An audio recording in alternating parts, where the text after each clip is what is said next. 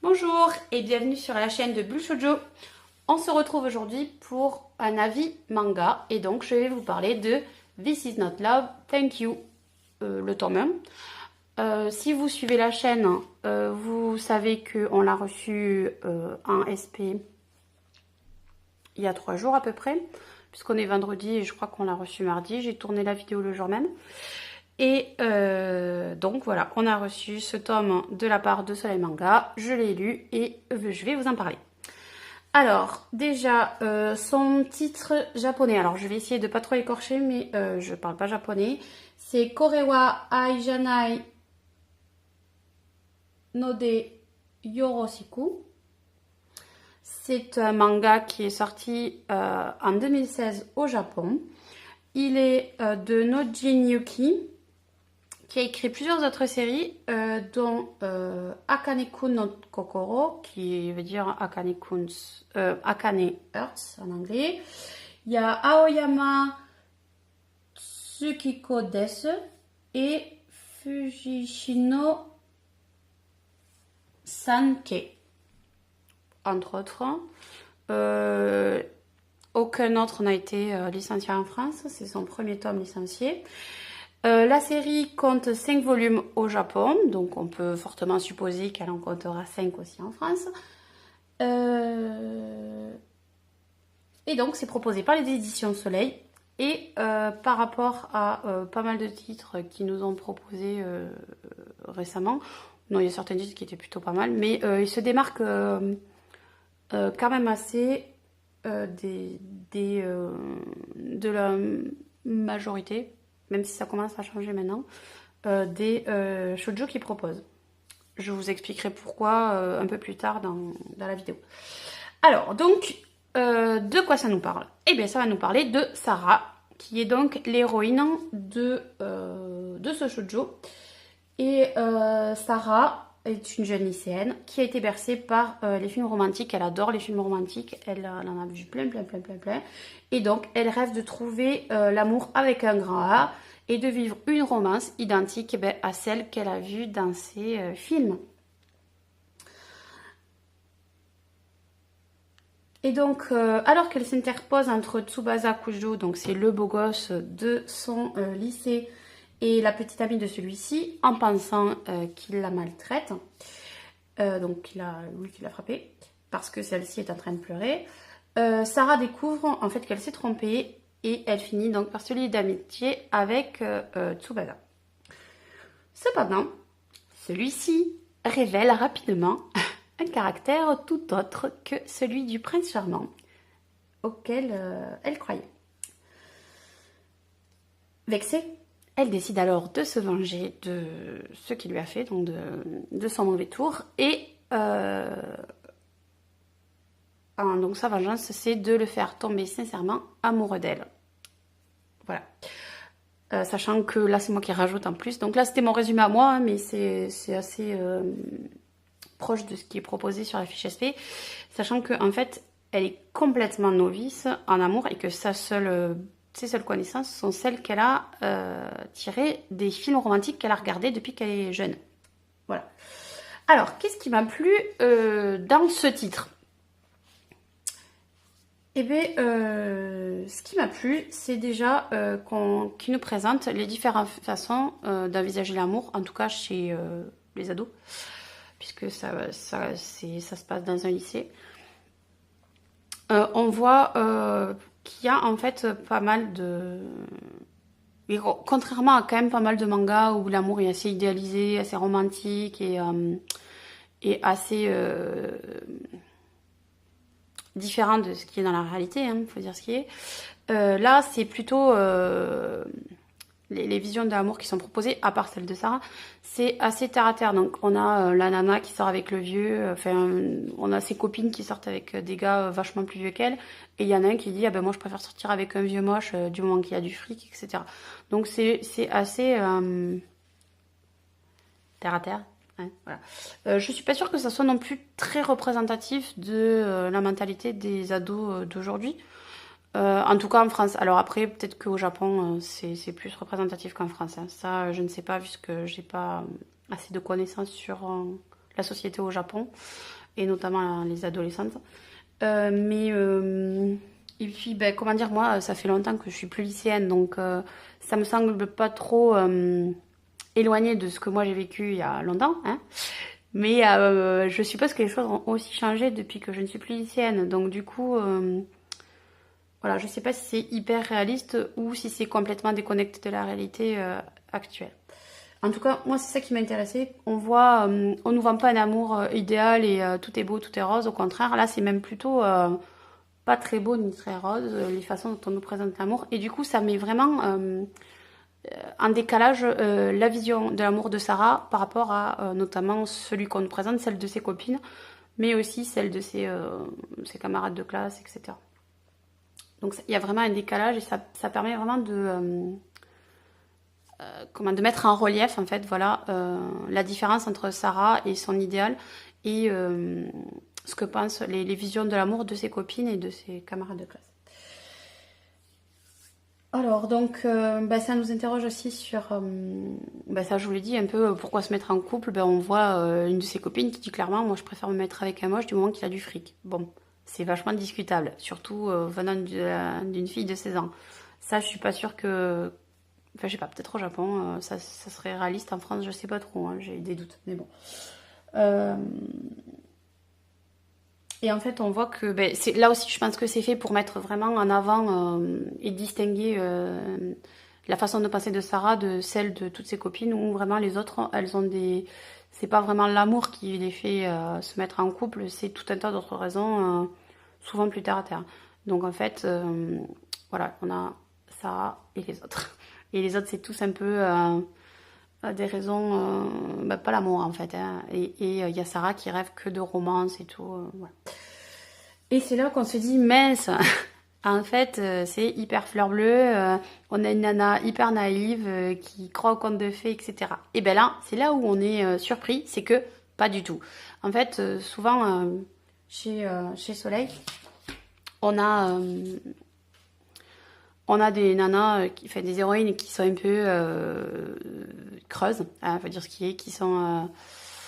là, je suis en train de penser à Un baiser à la vanille, je crois que c'est chez eux, hein, où la nana, en fait, à part être amoureuse d'un garçon super intelligent, super beau et tout, elle est jolie, hein, mais à part ça, elle a rien pour elle, quoi. Elle est pas hyper intelligente, ni... Voilà. Bon, bref. Là, Sarah, elle se démarque complètement de ce genre d'héroïne-là. Alors, c'est vrai qu'au début, ça fait peur, et moi aussi, j'ai eu peur quand j'ai commencé à lire et qu'on voit qu'elle est à fond dans les histoires d'amour à l'eau de rose et tout. On se dit, ah, voilà, elle va être complètement creuse, cette fille, elle va se faire mener en bateau et tout. Et en fait, pas du tout. Donc, c'est ça aussi qui m'a plu dans ce manga, c'est que Sarah et la personnalité de l'héroïne, elle prend un peu à contre-pied la majorité des personnalités d'héroïnes shoujo, où voilà, c'est des filles un peu niaises et un peu bébêtes, faut dire ce qui est, hein, voilà. Même si ça tend à changer, bon, voilà. Et elle, elle est pas comme ça. Alors un petit peu quand même, hein, mais elle a quand même pas mal de caractère et de répondants. Donc on va le voir un peu plus tard. Elle se laisse pas marcher sur les pieds. Et puis, ce qui m'a plu aussi, c'est qu'en fait, on va le voir plus tard quand je vous montrerai. J'ai toujours mis mes petits marque-pages, hein, quand je vous ferai défiler les moments que j'ai choisi de vous montrer. Quand Tsubasa lui dit des trucs, elle se dit, elle prend pas tout ce qu'il dit pour argent comptant, quoi. Elle se dit, mais quelles sont ses motivations? Il me dit ça, mais pourquoi? Pas au début, mais une fois qu'il s'est dévoilé. Alors peut-être parce qu'elle a été un peu échaudée après ce qui lui est arrivé, mais dans d'autres mangas, la nana, elle voit que le gars qu'elle idéalisait, il n'est pas du tout en vrai comme elle l'imaginait, hein, et elle continue à suivre ce qu'il dit aveuglément. Elle se dit, ah, je l'aime, je bois ses paroles, je fais tout ce qu'il me dit. Non, elle est pas du tout comme ça. Déjà, elle dit plus je l'aime, hein. Et puis, elle réfléchit, quoi. Elle fait un peu marcher sa cervelle en se disant, ouais, mais il me dit ça, pourquoi? Et quelles sont ses intentions cachées. Voilà, elle se dit pas que elle l'aime et puis voilà, de toute façon elle dit plus qu'elle l'aime hein, une fois qu'il a révélé son vrai visage. Et voilà, elle réfléchit, hein, elle fait marcher un peu sa cervelle.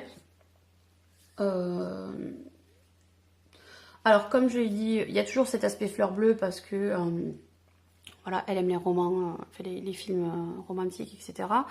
Elle a du caractère, on va le voir après, il y a une situation où elle se laisse pas marcher sur les pieds par qui que ce soit par Tsubasa ou par d'autres.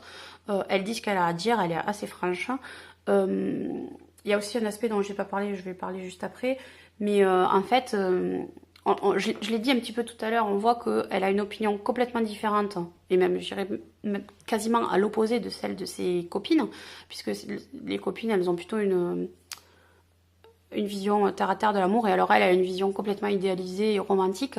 Mais malgré tout, et malgré un peu les moqueries de ses camarades, enfin les gentilles, elles sont pas méchantes ses copines, mais elles se moquent un petit peu d'elle et tout ça, ben, malgré tout, elle en démord pas, elle reste sur sa position. Elle assume en fait le fait d'être différente des autres. Et donc ça aussi, ça fait sa force, hein, parce que elle va pas cacher ce qu'elle est. Elle affiche ses opinions. Alors elle le crie pas non plus sur tous les toits, hein, mais elle va.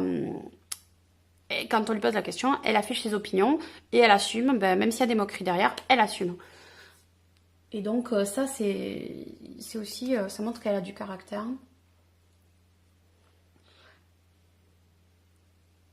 Et ça peut aussi,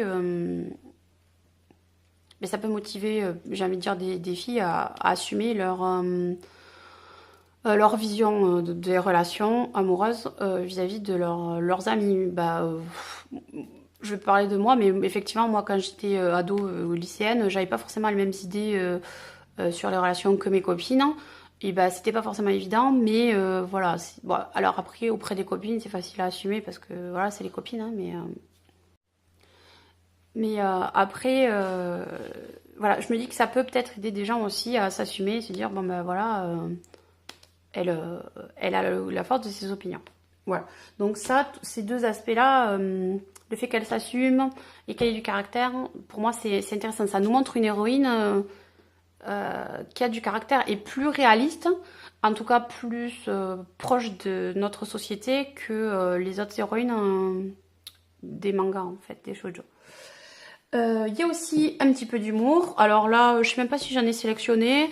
J'ai pas forcément d'exemple précis, mais je sais qu'il y a des fois où j'ai rigolé. Donc, à un moment, peut-être j'arriverai à le retrouver et je vous montrerai. Je l'ai pas sélectionné. Mais ouais, bon, il y a un truc qui sort qui est complètement en décalage par rapport à ce qu'on connaît des shoujo. Et du coup, ça m'a fait marrer. Donc ça, du coup, pour moi, je sais pas si, voilà, si vous avez vu d'autres vidéos d'avis ou si vous avez lu quelques-uns de mes avis donc écrits sur Blue Shoujo, ben, je suis assez sensible à l'humour dans les mangas. J'aime bien les histoires d'amour, mais il faut qu'il y ait aussi autre chose, quoi, parce que sinon c'est un peu lassant et puis c'est toujours un peu la même chose. Donc là, le fait qu'il y ait de l'humour aussi, c'est une valeur ajoutée à ce manga. Alors effectivement, on va pas se binonner à toutes les pages, hein, c'est pas, il n'y a pas des blagues, bon, voilà. Mais quand même, le fait que de temps en temps je rigole, moi ça me plaît. Donc ça donne aussi un petit plus à ce manga. Alors pour ceux qui ne veulent pas de spoiler, il faut couper maintenant parce que là je vais dévoiler des secrets de ce tome. Et donc, si vous voulez pas savoir ce qui se dit et découvrir ça en le lisant, vous arrêtez là. Les autres, vous restez avec moi et je vais vous dévoiler un des mystères de ce manga. Alors, donc, un spoiler. Donc, en fait, donc Sarah se déclare à Tsubasa, hein, voilà, donc ça on l'a dit dans le résumé. Et là, il se moque d'elle. Et donc en fait, vers la fin du tome, et ça je l'ai mis en marque-page, donc on va le voir juste après. En fait, on comprend qu'elle est elle-même responsable de cette situation parce qu'en fait, elle connaissait Tsubasa lorsqu'ils étaient enfants et que il était un peu comme elle. Elle l'avait un peu embringué dans ses histoires de films à l'eau de rose, etc. Et en fait, à cause de ce qu'elle a fait, il a complètement changé, il est devenu complètement cynique et pas du tout sympathique. Donc du coup, en fait, c'est un peu, là, fait un retour de karma. Elle est en quelque sorte responsable de son propre malheur. Et ça, en fait, j'ai trouvé ça un peu marrant parce que tu te dis, ben en fait, tu vois, c'est à cause de toi qu'il est comme ça. Et ça, pour l'instant, elle l'a pas compris parce que, bon, Tsubasa, il s'est aperçu que c'était elle, hein, la fille qui lui avait fait du mal, etc. Mais elle le comprend pas malgré toutes les allusions qu'il peut faire. Ce qui fait qu'en plus, ça accentue encore le ressentiment de Tsubasa envers elle. Et ça, en fait, c'est plutôt pas mal. Et j'ai envie de lire la suite parce que j'ai envie de voir justement comment la mangaka va ficeler son histoire, comment elle va amener la suite et ce qui va se passer. Ouais, en plus, c'est une histoire courte, il y a 5 tomes au Japon, donc ça va aller vite. Donc, ouais, j'ai envie de voir ce qui se passe. Je vous ai pas parlé de Tsubasa parce qu'en fait, il n'y a pas grand chose à en dire. C'est le stéréotype du mec qui fait son prince et qui en fait est pas du tout cool. On en voit pas mal en ce moment. Ben, tiens, justement, je suis en train de vous préparer une chronique sur At Ellie. Et ben, c'est un peu ça aussi le héros, enfin le héros, le personnage masculin de At Ellie. Donc, je vous en parle pas maintenant, hein, mais voilà, c'est le pareil comme Tsubasa, c'est le beau gosse du lycée. Devant les autres, il a une attitude super sympa et tout ça. Et en fait, si on gratte un peu, ben, on découvre qu'il n'est pas si sympa que ça, et même au contraire. Et donc, c'est le cas de Tsubasa, qui lui, ben, en fait, il fait le gars romantique et tout ça, mais en fait, en vrai, il s'en fout royalement. Et, et en fait, il n'est pas aussi... comment dire, les choses sont pas aussi tranchées, parce que au début, je pensais qu'il était comme ça, puis en fait, en lisant le tome, c'est un peu le but du jeu aussi, hein. On en découvre plus sur lui, on découvre que il n'est pas aussi méchant et cynique, etc., qu'il veut bien le laisser paraître. Donc à la fin, déjà, on découvre que c'est à cause d'elle qu'il est un peu comme ça, donc on le prend un petit peu ouais, en pitié, j'ai envie de dire, mais oui, c'est un peu ça. Et on le comprend un peu mieux, voilà. Et donc, en fait, il y a certaines scènes qui laissent penser que s'il est comme ça, c'est pas parce que qu'il est né méchant et con, hein, j'ai envie de dire, voilà, désolé pour le gros mot, mais il est pas né comme ça, mais il a vécu des expériences qui l'ont fait devenir comme ça. Donc, on en découvre une hein, avec Sarah, et on suppose qu'il y en a d'autres après, donc ça donne aussi envie de lire les autres épisodes pour découvrir un peu plus sur sa personnalité. Donc, il n'est pas aussi pourri que ce que j'ai pu le laisser penser et ce qu'on pourrait penser pendant la moitié, sinon les 3/4 du tome. Maintenant, je vais donc vous montrer les petits... Ah, il fait nuit. J'espère qu'on verra bien. Je vais vous montrer les pages que j'ai sélectionnées. Alors, donc... Voilà, donc là, c'est... Sarah qui parle à ses copines de son idéal masculin, de son idéal, son amour idéal et ses copines qui se moquent d'elle. Voilà. Mais bon, elle le vit bien, hein. Elle fait un peu, voilà, elle boude un peu, mais bon, ça l'empêche pas de continuer à s'assumer. Et là, voilà, on voit l'arrivée de Tsubasa. Donc, on nous dit, il a vraiment tout pour lui. Donc voilà, c'est le gars parfait, il est beau, il réussit bien, il est riche, tout ça, tout ça. Toutes les filles sont folles de lui. On le voit là, il a un fan club. Et là, donc, c'est la scène. Alors, c'est un moment important puisque c'est le moment où je vous ai dit où elle pense qu'il a frappé sa copine parce qu'elle pleure. Et donc, du coup, elle s'en prend à lui. Donc là, déjà, on voit qu'elle a du caractère puisque elle va pas faire genre, j'ai pas vu qu'il s'était passé un truc ou quoi. Elle va prendre la défense de la fille qu'elle ne connaît pas, hein. Enfin, elle le connaît comme ça, c'est une fille qui est connue dans son lycée, mais elles sont pas amies, quoi. Et donc, elle va prendre la défense envers le beau gosse du lycée. Donc, on voit déjà, rien que là, on voit qu'elle a du caractère et qu'elle est courageuse quelque part. Bon, après, elle s'aperçoit qu'elle a fait une erreur, donc elle s'excuse et ils commencent à devenir amis. Donc, il lui explique ce qui s'est passé, tout ça. Voilà. Donc là, on voit qu'ils deviennent amis, ils se parlent, tout ça, ting. Bon, elle se fait harceler. Et paf. Donc, il se passe tout un tas de trucs. Elle tombe amoureuse de lui. Et donc, là, elle lui fait sa déclaration. Donc, vous voyez, on a lu, je sais pas, même pas un quart du tome, hein, elle fait sa déclaration. Et là, pam, tout change. Et eh ben, on voit que, paf, il se dévoile, donc il lui dit, voilà, donc on voit que c'est écrit en noir, donc c'est vraiment, il se moque d'elle, il est vraiment cynique. Et du coup, elle, elle reste complètement stupéfaite de ce retournement de situation. Et surtout de ce changement d'attitude. Donc en fait, il se moque d'elle parce qu'il dit, bah, t'es tombée amoureuse d'une image, mais tu me connais pas. Et en fait, il suffit qu'on te montre un truc qui te plaise, et puis tu tombes amoureuse de moi. Et tu parles de l'amour véritable et tout ça, mais en fait, tu connais rien parce que je te montre une image qui te plaît, tu tombes amoureuse de ça, mais en fait, c'est pas moi. Et donc, du coup, bon, elle est anéantie. Elle a un peu honte d'elle-même. Elle est triste. Voilà, elle se sent mal. Et du coup, elle décide de se venger. Et là aussi, c'est là où on voit que elle a du caractère, puisqu'elle se laisse pas faire, en fait. Elle reste pas complètement prostrée en disant « Oh, il m'aime pas et tout, il s'est foutu de moi. » Non, elle lui chope sa cravate, elle lui dit « J'ai dû me venger, je vais t'obliger à m'avouer que tu m'aimes. » Voilà. Donc là, en fait, on passe sur une autre partie, hein, puisque, bon, il a dévoilé ses sentiments. Et là, voilà. Donc, en fait, il la snobe pas, puisque, voilà, il aime bien la taquiner, en fait. Il se moque d'elle, parce que, il fait croire qu'elle le harcèle. Voilà.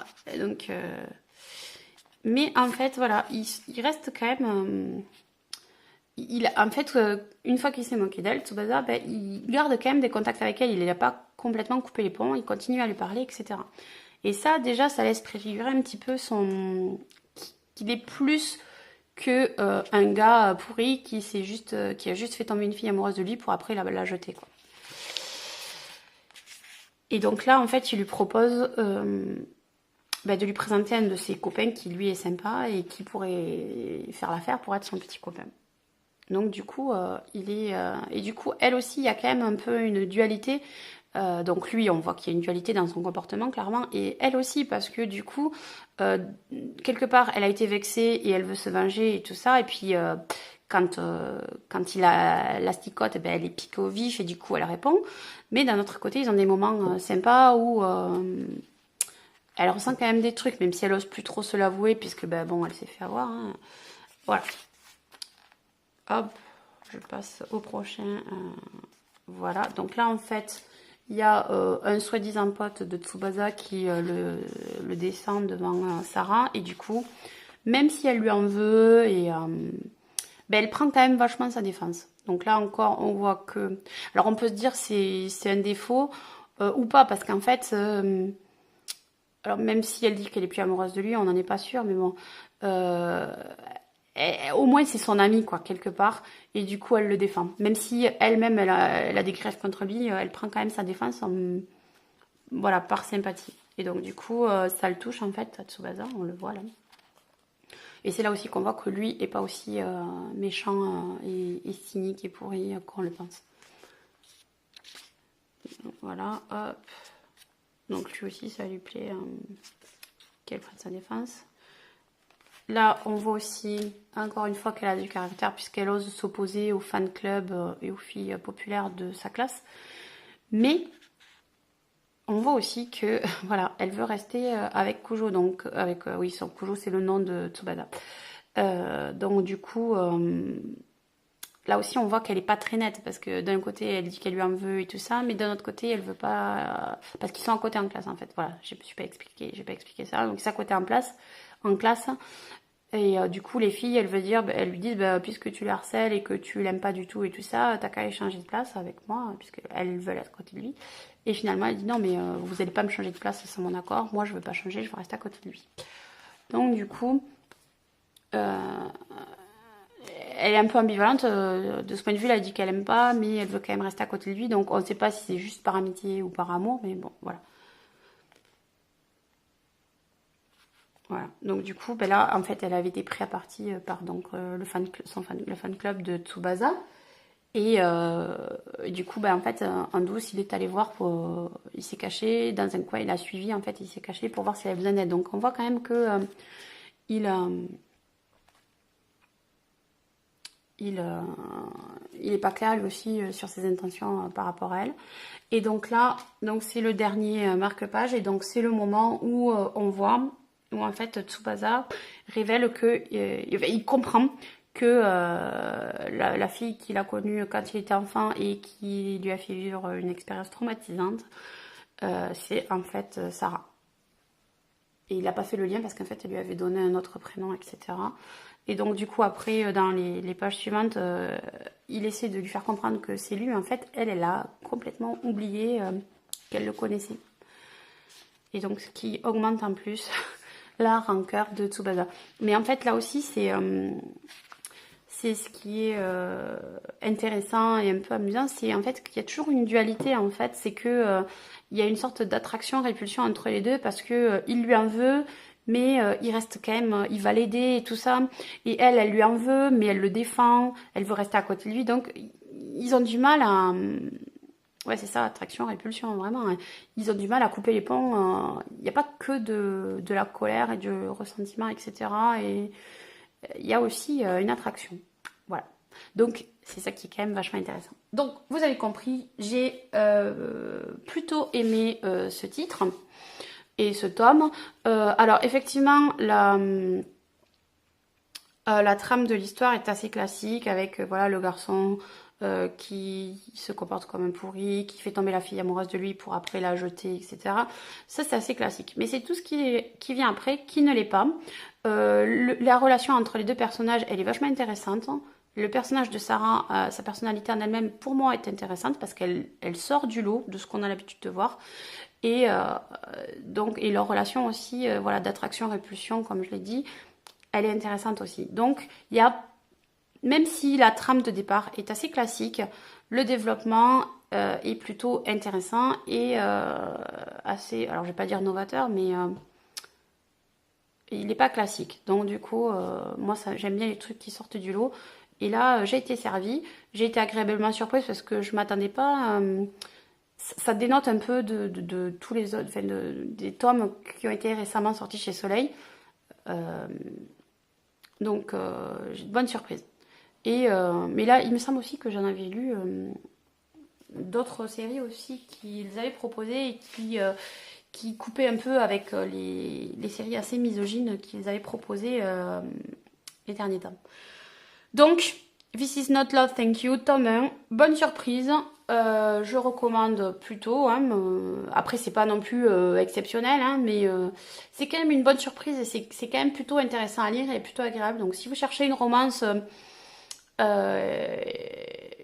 qui soit pas misogyne et où l'héroïne quand même a du caractère, même si elle est un petit peu fleur bleue, je vous le recommande parce que il est pas mal. Pour moi, ça a été une bonne surprise et je pense que je vais acheter les tomes suivants pour voir, sauf si Soleil me les envoie, j'aimerais bien qu'il m'envoie le tome 2 hein, pour voir comment l'histoire évolue parce que là, c'est plutôt bien parti pour être assez intéressant.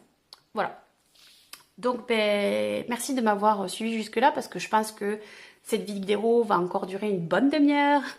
Donc mes vidéos d'avis sont en général assez longues, mais je trouve que c'est important de développer son avis pour donner envie ou pas aux personnes qui suivent mes avis. Donc n'hésitez pas à me laisser, hop c'est là mon doigt, me laisser des commentaires sur YouTube, mais vous pouvez aussi commenter sur Insta et tout ça, hein, n'hésitez pas. On est aussi très présente sur Facebook. Alors moi, c'est pas trop moi qui gère. Je suis pas community manager. Hein. Si je suis assez présente sur Insta, mais pas trop sur Facebook. Mais voilà, si vous voulez poster des commentaires ou des questions sur ce que je lis, je répondrai parce que de toute façon, si je vois pas les messages, les filles du staff me feront passer l'info. Il n'y a pas de souci. On parle tous les jours en fait. Hein. Voilà. Donc voilà, j'aurai l'info. Et voilà, donc j'arrête de parler et je vous dis à bientôt pour une prochaine vidéo.